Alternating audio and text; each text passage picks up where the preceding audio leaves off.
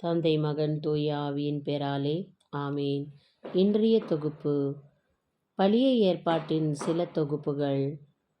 பைபிளின் பழைய ஏற்பாடு என்பது கிறிஸ்துவின் விவிலியத்தின் முதல் பகுதியாகவும் இப்ரேயன் விவிலியத்தில் முதல் பங்காகவும் 24 புத்தகங்களில் அடிப்படையாக கொண்டது அல்லது தான் ஏற்பாடு என்று சொல்லும் உடன்படிக்கை அல்லது ஒப்பந்தம் என்று பொருள்படும். இதை இயேசுவின் பிறப்புக்கு முன்னதாக எழுதப்பட்டுள்ள தொகுப்பாகும்.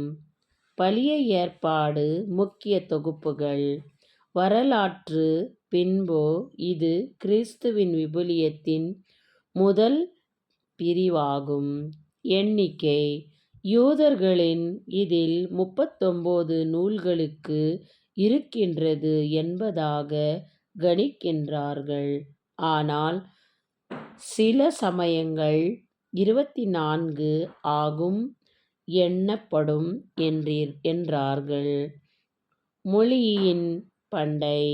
எபிரேயர் மொழியில் எழுதப்பட்டவை மற்றும் பொருள்படுத்த இந்த சொல் ஒப்பந்தம் அல்லது உடன்படிக்கை குறிக்கிறது. கடவுளுக்கும் இஸ்ரேல் மக்களுக்கும் உறவை பற்றி குறிக்கிறது. பழைய ஏற்பாடின் புதிய ஏற்பாடையும் வேறுபடுத்தும் காரணங்கள். பழைய ஏற்பாடை புதிய ஏற்பாடையும் வேறுபடுத்தும் காரணங்கள். காலக்கூடும். பழைய ஏற்பாடு என்பது இயேசு கிறிஸ்து பிறப்புக்கும் முந்திய நிகழ்வு மற்றும் காலத்தை பற்றியதாகவும் மறைபொருள். பழைய ஏற்பாடு யூதர்களின் மற்றும் கிறிஸ்தவர்களின் புனிதர்களை நூல் தொகுப்புகளின் முதல் பகுதியாக கொண்டுள்ளது. தகவலுக்கு தமிழ் விவிலியம். தமிழில் பிறப்பின் தலைப்பு திருவிவிலியமாகும். இந்த திருவிவிலியனுள் இந்த தொகுப்பின் ஆதியாகமம், யாத்திரையாகமம், லேவியராகமம், எண்ணாகமம், உபாகமம், யோசேப்பு, நியாயாதிபதிகள், ரூத் போன்றவை 39 பகுதிகளின் புத்தகங்கள் உள்ளன. ஜெபம்.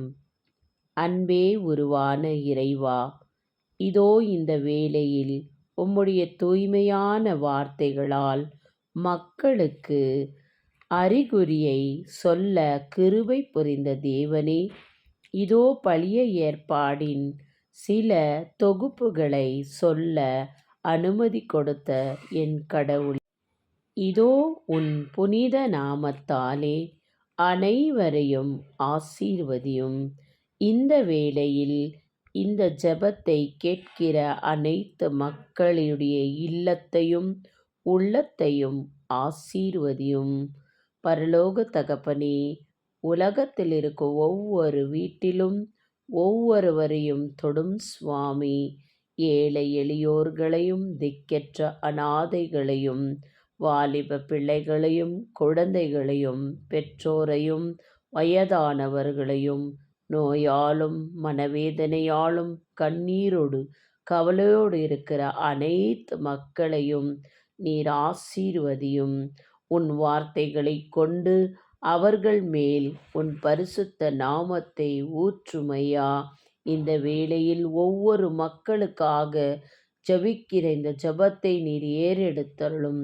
விண்ணையும் மண்ணையும் படைத்த பரலோக தகப்பனே, உன் வார்த்தைகளாலே அனைவரையும் ஆசீர்வதித்து ஆட்கொள்ளும்.